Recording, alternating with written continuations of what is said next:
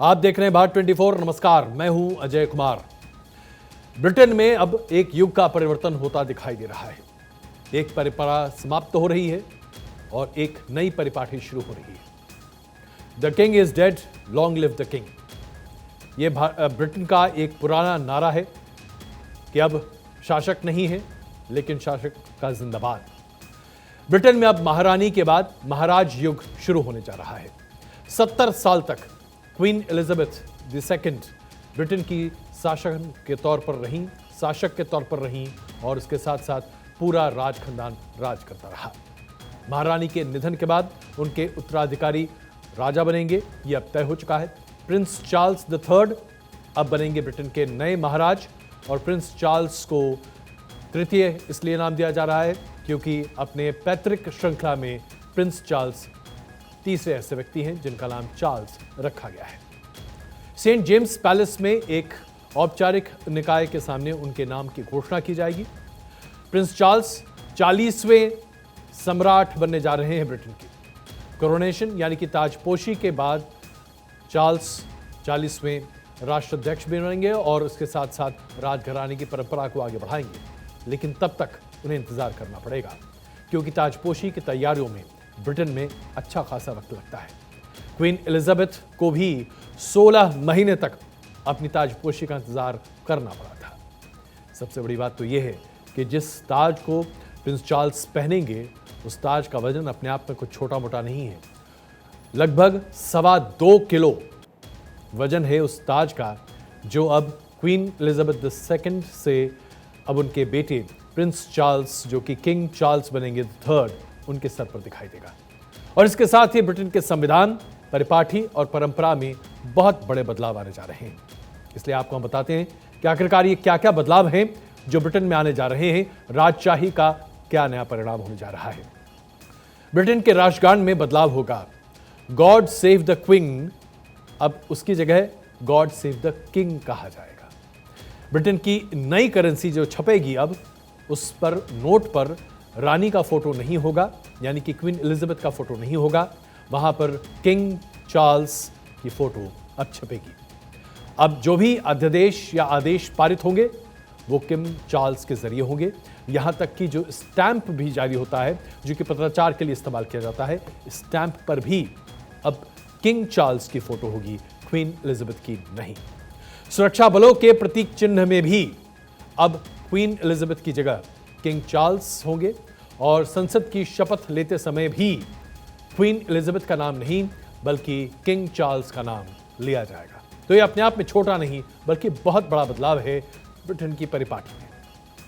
1952 में सभी सांसद अपनी शपथ में क्वीन एलिजाबेथ का जिक्र किया करते थे। उस दिन से लेकर आज तक अब सांसद अपनी शपथ में क्वीन एलिजाबेथ की जगह उनके उत्तराधिकारियों के प्रति अपनी ईमानदारी को सामने रखेंगे।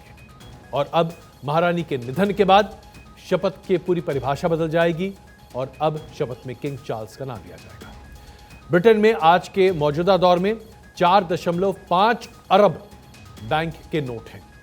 इन सभी नोट पर क्वीन एलिजाबेथ का चेहरा छपा हुआ है। अब नए सम्राट की तस्वीर होगी और ये सभी शाही प्रतीकों में एक बड़ा बदलाव देखने को मिलेगा। इस बदलाव को पूरा करने के लिए ब्रिटेन को कम से कम 2 साल या उससे ज्यादा का वक्त लगने जा रहा है। तो ये बदलाव जो होने वाला है वो आने वाले समय में ब्रिटेन के हर क्षेत्र में दिखाई देगा। अपने शासनकाल में क्वीन एलिजाबेथ ने 70 साल तक पूरी दुनिया में बहुत बड़े बदलाव देखे। खास करके अगर आप ब्रिटेन की बात करें तो 1952 से लेकर 2022 तक क्वीन एलिजाबेथ II का कार्यकाल रहा और वो ब्रिटेन की प्रमुख के तौर पर रहीं। महारानी को ताज उस वक्त मिला था जब दूसरा विश्व युद्ध खत्म हो चुका था, जर्मनी को 2 हिस्सों में बांट दिया गया था और भारत ब्रिटेन की गुलामी से आजाद हो चुका था। लेकिन उस वक्त भी ब्रिटेन की सरहदें इतनी थीं कि कहा जाने था उस समय भी कि ब्रिटेन एक ऐसा साम्राज्य है जहां सूर्य कभी अस्त नहीं होता। लेकिन सदियां बदलती गईं, वक्त बदलता गया और ब्रिटिश साम्राज्य का सूरज डूबता और ढलता चला गया। महारानी ने ब्रिटेन के सफर को शिखर से शून्य तक होते हुए देखा है और उनके सफर को जानना भी हमारे लिए बड़ा महत्वपूर्ण है। जब उन्होंने शपथ ली थी अपने राजघराने की और क्वीन एलिजाबेथ बनी थी एलिजाबेथ, उस वक्त 32 देशों की head of state queen Elizabeth थी, यानी कि वो राष्ट्राध्यक्ष थी 32 देशों की। 2022 में 32 से घटकर जिन देशों की राष्ट्राध्यक्ष थी वो 15 रह गए थे। लगातार ब्रिटेन की सरहद भी छोटी होती जा रही थी। 1952 में दुनिया की दूसरी सबसे बड़ी इकोनॉमी ब्रिटेन की हुआ करती थी। आज भारत ब्रिटेन से आगे बढ़ चुका है। ब्रिटेन अब छठी दुनिया की सबसे बड़ी अर्थव्यवस्था है। जैसा कि हमने आपको बताया, भारत ने हाल ही में ब्रिटेन को पछाड़ दिया है। इसके साथ साथ अगर देखें तो क्वीन एलिजाबेथ ने 15 प्रधानमंत्रियों को अपने कार्यकाल में शपथ दिलाई है। ये कोई आसान बात नहीं है, कोई छोटी सी बात नहीं है। क्वीन एलिजाबेथ के शासनकाल के दौरान यूनाइटेड किंगडम के कई महत्वपूर्ण बदलाव भी हुए। अफ्रीका को ब्रिटेन की दास्ता से आजादी क्वीन एलिजाबेथ के समय मिली। यूके की सांसद की शक्तियों को वेल्स, स्कॉटलैंड और इंग्लैंड के साथ साथ आयरलैंड के सांसदों के विभाजन की बात भी इनके कार्यकाल में ही हुई। क्वीन एलिजाबेथ द्वितीय ने अपने शासनकाल के दौरान कई युद्धों को भी देखा है जिसमें उन्होंने ब्रिटेन का नेतृत्व किया। आज पूरी दुनिया में लोकतंत्र है, यानी कि जनता का शासन। भारत में भी 1950 में संविधान के अपनाए जाने के बाद से लोकतंत्र को पूर्णतः बहाल कर लिया गया था। इंदिरा गांधी ने प्रिवी पर्स को संशोधित करके राजा और महाराजा जैसे टाइटल्स खत्म कर दिए थे। इसके बावजूद दुनिया भर में इतने बदलाव हो रहे थे, लेकिन ब्रिटेन की राजशाही बरकरार रही। आखिरकार क्या वजह है कि ब्रिटेन ने अपनी राजशाही को बरकरार रखा? दरअसल राजशाही के इस पूरे कार्यकाल के दौरान ब्रिटेन ने तरक्की की सीढ़ियां चढ़ी और लोगों को राजशाही पर हमेशा भरोसा रहा। उपनिवेश बनकर पूरी दुनिया में ब्रिटेन ने अपनी धाक जमाई। समाज चलाने के लिए भी एक बहुत जरूरी व्यवस्था थी ब्रिटेन में, जिसे सामने रखा गया। राजनीति और धर्म, चर्च एंड स्टेट, इन दोनों के साथ लाकर राजशाही ने एक बहुत अहम भूमिका निभाई और यह भूमिका क्वीन एलिजाबेथ ने बखूबी निभाई। ब्रिटेन में लोकतंत्र को भी राजशाही के मातहत फलने और फूलने का पूरा मौका दिया गया। यही वजह है कि राजशाही होने के बावजूद head of the state queen Elizabeth II जरूर थी, लेकिन ब्रिटिश पार्लियामेंट सबसे सर्वोपरि माना जाता रहा और क्वीन ने हमेशा ब्रिटिश पार्लियामेंट की इज्जत की जगह दी। दुनिया जानती है कि जब क्वीन एलिजाबेथ II ने राजशाही की कमान संभाली तो उस वक्त देश के प्रधानमंत्री के तौर पर, यानी कि ब्रिटेन के प्रधानमंत्री के तौर पर विंस्टन चर्चिल थे। विंस्टन चर्चिल एक ऐसे व्यक्ति थे जो बहुत निर्णायक थे, कंजर्वेटिव पार्टी के मुखिया थे। दुनिया उनको पाइप पीते हुए और उसके साथ साथ बहुत ही डिसाइसिव प्राइम मिनिस्टर के तौर पर देखती थी। दूसरे विश्व युद्ध में हिटलर को पछाड़कर ब्रिटेन ने चर्चिल की अगुवाई को स्वीकार किया था और चर्चिल ने हमेशा अपने आप को एक अक्खड़ अलियल प्रधानमंत्री के तौर पर प्रस्तुत किया। चर्चिल ने जब सत्ता संभाली और क्वीन एलिजाबेथ उस वक्त सामने आई थी, तो चर्चिल ने क्वीन एलिजाबेथ को छोटी बच्ची की संज्ञा दी थी। जून 1953 में एलिजाबेथ की ताजपोशी पर पूरी दुनिया ने टीवी पर उसका सीधा प्रसारण देखा था। इससे पहले राजशाही की ताजपोशी के सीधे प्रसारण या फिर उसके प्रत्यक्षदर्शी बहुत कम हुआ करते थे, लेकिन इसे क्वीन एलिजाबेथ की जिद पर किया गया। उस वक्त ब्रिटेन दूसरे विश्व युद्ध की 30 झेल रहा था। बहुत सारी कटौतियां थी, दुश्वारियां थी। प्रधानमंत्री विंस्टन चर्चिल ने इस कार्यक्रम को फजूल खर्ची माना था, इसलिए वो लाइव प्रसारण के भी खिलाफ थे। लेकिन ब्रिटेन के आम लोगों में विश्वास भरने के लिए, उनमें एक उम्मीद की किरण जगाने के लिए क्वीन एलिजाबेथ II ने यह महत्वपूर्ण फैसला लिया और उनके शपथ ग्रहण समारोह को पूरे देश में टेलीविजन पर लाइव देखा गया था।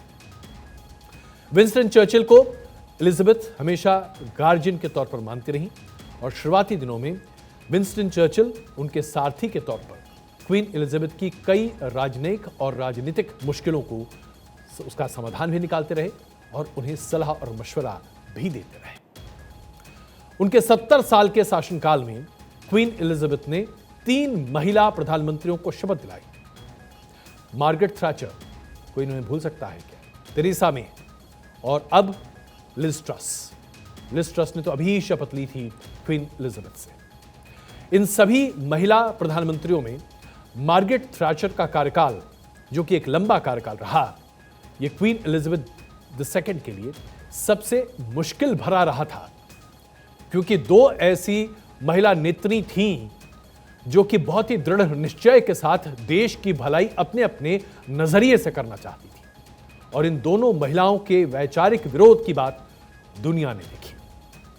लेकिन हर कोई जानता है कि थैचरिज्म को और थैचर के जो इकोनॉमिक पॉलिसीज थे उससे भले ही क्वीन एलिजाबेथ का विरोध रहा, लेकिन ब्रिटिश राजशाही ने सीधे तौर पर लोकतांत्रिक तरीके से चुनी गई प्रधानमंत्री के फैसले को कभी चुनौती नहीं दी। और इसकी वजह यह रही कि महारानी क्वीन एलिजाबेथ ने हमेशा ब्रिटिश कॉमनवेल्थ और उसके तमाम देशों को अपने साथ रखा। सबसे बड़ी बात यह है कि ब्रिटेन ने हमेशा अफ्रीकी उपनिवेशों को अपने साथ रखने की पूरी कोशिश की, और ये मार्गरेट थैचर और उसके साथ साथ क्वीन एलिजाबेथ II के बीच में एक परस्पर विरोध का मसला बना रहा, क्योंकि अफ्रीकी देशों को लेकर क्वीन एलिजाबेथ का जो रवैया था उसे मार्गरेट थैचर पसंद नहीं करती थी। लेकिन आइए अब आपको बताते हैं कि ब्रिटेन के लोगों ने, ब्रिटिश लोगों ने राजशाही को क्यों आज भी इतना महत्व दे रखा है। दरअसल पूरी दुनिया में राज परिवार का एक अलग नाम है, एक भाव भंगिमा है, एक ऊंचा ओहदा है, और दुनिया ब्रिटेन के राजघराने को हमेशा इज्जत की नजर से देख रही है।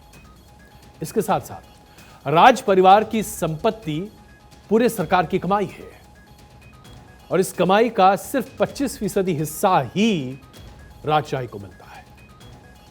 और आप इस बात को जानकर आश्चर्यचकित होंगे कि आज दुनिया के कोने कोने में ब्रिटिश राजशाही के बहुत बड़ी बड़ी प्रॉपर्टीज हैं जो बहुत राजस्व एकत्रित करती हैं।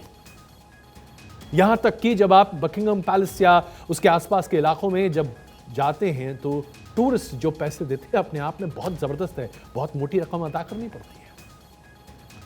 हम आपको यह भी बताना चाहते हैं कि एक एनिग्मा के तौर पर क्वीन एलिजाबेथ ने अपने आप को रखा। एनिग्मा यानी कि कोई उन्हें समझ नहीं पाया, देख नहीं पाया, क्योंकि उन्होंने कभी भी अपने ताजपोशी को तो टीवी पर लाइव प्रसारण करवाया क्वीन एलिजाबेथ ने, लेकिन उन्होंने न तो कभी कोई टीवी का इंटरव्यू दिया और न ही रेडियो पर किसी ने क्वीन एलिजाबेथ II का कोई इंटरव्यू देखा। हर साल क्रिसमस के मौके पर क्वीन एलिजाबेथ देश को संबोधित करती नहीं, और ये ब्रिटिश हॉलिडे ट्रेडिशन है। राज दरबार के कई रिवाजों को खत्म करने का श्रेय भी क्वीन एलिजाबेथ II को दिया जाता है। इसके बावजूद कई ऐसे मौके आए जो शाही परिवार के लिए बहुत मुश्किल भरे रहे। बहुत ऐसे विवाद भी हैं जो क्वीन एलिजाबेथ II के कार्यकाल के दौरान देखने को मिले। उनके जीवन काल में, जैसा कि हमने आपको बताया, विवादों की कमी नहीं रही। सबसे पहला विवाद देखने को उन्हें मिला 1956 में, जब स्विस कैनाल को लेकर ब्रिटेन का नाम बहुत बुरे तरीके से खराब हो रहा था। मिस्र ने स्विस कैनाल के राष्ट्रीयकरण करने की बात सामने रखी। ब्रिटेन की सेना को वहां से बैरिंग वापस लौटना पड़ा, और ब्रिटेन के उस वक्त के प्रधानमंत्री एंटनी ईडन को अपनी गद्दी गंवानी पड़ी। खैर, ऐसे बहुत सारे अलग अलग मौके आए जब पॉलिटिकली या फिर दूसरे तरह से चुनौतियां ब्रिटेन के सामने आईं, लेकिन क्वीन एलिजाबेथ II ने इन चुनौतियों को सहज स्वीकार ही नहीं किया।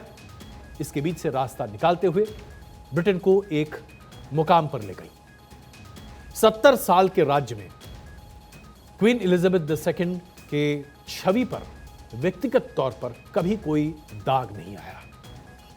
लेकिन गौर करने वाली बात यह है कि इस कार्यकाल में उनके शाही परिवार पर मनमुटाव, फूट और उसके साथ साथ कई तरह के सवाल उठाए गए। सवाल तो यहां तक उठे कि क्वीन एलिजाबेथ II एक कंट्रोल फ्रीक है। वो अपने पूरे परिवार को एकजुट रखना चाहती थी, और इसके लिए उन्होंने वो सब कुछ करने की कोशिश की जो आमतौर पर वयस्क करते हैं, वृद्ध लोग करते हैं, लेकिन निर्णायक तरीके से की। जैसे कि एक बात लोग हमेशा मानते रहे कि क्या प्रिंस चार्ल्स प्रिंस के तौर पर ही रह जाएंगे। एक लंबी आयु की वजह से वो बहुत देर तक इंतजार करते रहे।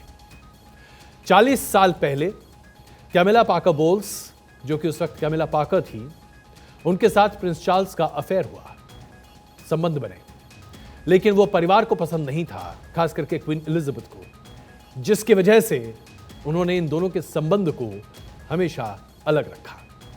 उसके बाद डायना से प्रिंस चार्ल्स की शादी हुई। लेडी डायना को लेकर भी कई तरह की बातें निकल कर आई, यहां तक कि उनकी मृत्यु के लिए भी क्वीन एलिजाबेथ II का नाम सामने रखा गया। प्रिंसेस डायना से जब रिश्ते खराब हो रहे थे प्रिंस चार्ल्स के, तो उस वक्त यह बात मानी गई और कहा गया, ब्रिटेन में यह बहुत चर्चा की बात थी कि प्रिंसेस डायना को क्वीन एलिजाबेथ हमेशा बाहर का मानती थी, और वो इसलिए क्योंकि डायना एक शाही परिवार से नहीं आती थी, वो एक कॉमनर थी, इसलिए शाही परिवार के तौर तरीके नहीं अपना पाती थी, जिसके लिए क्वीन एलिजाबेथ उनके ऊपर काफी दबाव बनाती थी। पूरे राज परिवार में यह पहला मौका था जब 1992 में प्रिंस चार्ल्स और प्रिंसेस डायना एक दूसरे से अलग हुए। राज परिवार में ऐसा कभी नहीं हुआ था। उस वक्त भी बताया गया कि 1992 क्वीन एलिजाबेथ II के लिए सबसे बुरा साल था, राजशाही के लिए एक बहुत बड़ा ठप्पा था। लेकिन यहीं पर बात खत्म नहीं होती है। 31 अगस्त 1997 में पेरिस में एक रोड एक्सीडेंट में जब प्रिंसेस डायना की मृत्यु हुई और एक व्यापारी डोडी के साथ एक मर्सिडीज कार में उन्हें पाया गया था, तो उस वक्त भी कई तरह के आरोप लगे थे। क्वीन एलिजाबेथ की जिंदगी का यह दूसरा सबसे बड़ा विवाद था, जो कि उन्हें परिवार तक लेकर गया। कई लोगों ने कई तरह की बातें कही, लेकिन कुछ भी सत्यापित नहीं हो पाया। उसके बाद तीसरी बड़ी क्राइसिस उस वक्त खड़ी हुई उनके परिवार के तौर पर, जब प्रिंस चार्ल्स ने कैमिला पाकर बोल्स से शादी की। यह भी राज परिवार में पहली बार हुआ था कि प्रिंस चार्ल्स का डिवोर्स हुआ, और प्रिंस चार्ल्स ने एक डिवोर्स पाई महिला से शादी की थी। कैमिला पाकर शादीशुदा थी। प्रिंस चार्ल्स के साथ उनका अफेयर चलता रहा, उनका रिश्ता बदस्तूर चलता रहा। इस पूरे रिश्ते के खिलाफ क्वीन एलिजाबेथ रही। हालांकि कैमिला पाकर ने जब अपने पति कैमिला पाकर बोल्स ने अपना इस्तीफा लिया, माफ कीजिएगा, डिवोर्स लिया, तो उसके बाद 2005 में प्रिंस चार्ल्स की जिद पर उन्होंने कैमिला पाकर बोल्स से शादी की, और यह भी राजशाही के लिए बहुत अच्छा वक्त नहीं था। प्रिंसेस डायना की वजह से, उनके बेटे हैरी की वजह से राज परिवार में कई तरह के विवाद आए। प्रिंसेस डायना और प्रिंस चार्ल्स के छोटे बेटे हैरी की पत्नी मेगन, जो कि अमेरिकन टीवी और फिल्म स्टार हैं, उनके साथ शादी हुई। यह शादी जनवरी 2020 में हुई, और शादी होने के बाद ये दोनों राज्य परिवार से अलग हो गए और अब अमेरिका में रह रहे हैं। प्रिंस हैरी और मैगन ने एक इंटरव्यू में कहा था कि राजशाही परिवार से अलग होना बहुत मुश्किल अनुभव था उनके लिए, वैसे ही जैसे कि उनकी मां प्रिंसेस डायना के लिए रहा होगा। यह इंटरव्यू बहुत भारी पड़ा था क्वीन एलिजाबेथ के लिए। 2012 में प्रिंस विलियम की पत्नी कैट मिडल्टन की एक तस्वीर वायरल हो गई थी। वो तस्वीर टॉपलेस थी, एक मैगजीन में चली। शाही परिवार इससे काफी नाराज हुआ, और खुद प्रिंस विलियम ने इसे बहुत दुखद बताया था। इस पूरे मामले में मैगजीन से जुड़े 6 लोगों पर कार्रवाई की गई थी। शाही परिवार के इतिहास की सबसे बड़ी शर्मिंदगी तब सामने आई जब प्रिंस एंड्रू की वजह से एक नाबालिग के साथ उनके सेक्सुअल रिलेशनशिप के कई बात सामने आई, और ये हैरासमेंट के तौर पर, आरोप के तौर पर उनके ऊपर लगाया गया। 2019 में सामने आया ये स्कैंडल बहुत बड़ा स्कैंडल माना गया, जिसकी वजह से प्रिंस एंड्रू को ड्यूक ऑफ यॉर्क का टाइटल गंवाना पड़ा, और इसके साथ ही हिज रॉयल हाइनेस का टाइटल इस्तेमाल करने का भी उनसे मौका छीन लिया गया। ब्रिटिश सिंहासन पर दावेदारी में प्रिंस एंड्रू का नंबर 9वां था, और एंड्रू ने आरोपों के बाद अपनी शाही जिम्मेदारी भी सौंपी है। अब आइए बात करते हैं एलिजाबेथ II की भारतीय यात्राओं के बारे में। 3 बार उन्होंने भारत की यात्रा की, 1961 में, 1983 में और 1997 में भारत की शाही मेहमान रहीं। 21 जनवरी 1961 को महारानी क्वीन एलिजाबेथ II और प्रिंस फिलिप ने पहली बार भारत की यात्रा की। उस वक्त राष्ट्रपति राजेंद्र प्रसाद थे और पूर्व प्रधानमंत्री जवाहरलाल नेहरू, उन दोनों ने उनका स्वागत एयरपोर्ट पर किया था। ब्रिटेन की महारानी भारत की आज़ादी के 50 साल पूरे होने पर 1997 में आखिरी बार हिंदुस्तान आई थी। 14 अक्टूबर 1997 को अमृतसर एयरपोर्ट पर लैंड होने के बाद क्वीन एलिजाबेथ के काफिले को सीधे एयरपोर्ट से गोल्डन टेम्पल पहुंचना था, लेकिन वे सीधे जलियांवाला बाग पहुंच गईं। उनके कार्यक्रम में बदलाव आखिरी समय पर हुआ था। क्वीन एलिजाबेथ II ने जलियांवाला बाग में उन भारतीय शहीदों को श्रद्धांजलि दी थी जिन्हें ब्रिटिश साम्राज्य के दौरान जनरल डायर ने गोलियों से भुनवा दिया था। क्वीन एलिजाबेथ उस वक्त नंगे पांव जलियांवाला बाग पहुंची थी और ये एक तरह से माफी के तौर पर माना गया, हालांकि औपचारिक तौर पर उन्होंने माफी कभी नहीं मांगी। अब बात करते हैं फेसबुक की। माफ कीजिएगा, तो ये बात हम आपके सामने रख रहे हैं। ये तमाम बातें बताती हैं कि क्वीन एलिजाबेथ II अपने आप में एक ऐसी शख्सियत रहीं जिन्होंने कई मौकों पर न सिर्फ दुनिया के बदलते परिदृश्य को देखा, बल्कि हिंदुस्तान के साथ भी उनके संबंध हमेशा अच्छे रहे। और ये तस्वीरें हम आपको अभी दिखा रहे हैं, ये ताज़ा तस्वीरें आई हैं किंग चार्ल्स के लिए, जो कि अभी मनोनीत नहीं हुए। उन्हें 21 तोपों की सलामी के साथ उनका स्वागत किया गया है। वो अभी पहुंचे हैं लंदन, और उसके साथ अभी आप कैमिला पार्कर बोल्स को भी देख रहे हैं। हालांकि अभी कैमिला पार्कर कहना चाहिए, ये भी प्रिंस चार्ल्स के साथ पहुंची हैं। इन्हें रानी का खिताब मिलेगा और महाराज के तौर पर अब प्रिंस चार्ल्स को देखा जाएगा। और कल इस बात की घोषणा की जाएगी कि प्रिंस चार्ल्स ब्रिटेन के नए महाराज होंगे, किंग चार्ल्स III। और किंग चार्ल्स III की अनाउंसमेंट कल जैसे ही होगी, उसके साथ ही एक औपचारिक तौर पर फिर ताजपोशी का इंतजार होगा। और हो सकता है कि एक बार फिर पूरी दुनिया देखे कि ब्रिटेन के राजशाही घराने में ताजपोशी का कार्यक्रम किस तरह से होता है। और हम आपको ये बताना चाहते हैं कि क्वीन एलिजाबेथ II की जो आखिरी राइट्स हैं, अंतिम संस्कार उनका 10 दिन बाद किया जाना है और उसके बाद ही ब्रिटेन अपने शोक से बाहर निकलेगा।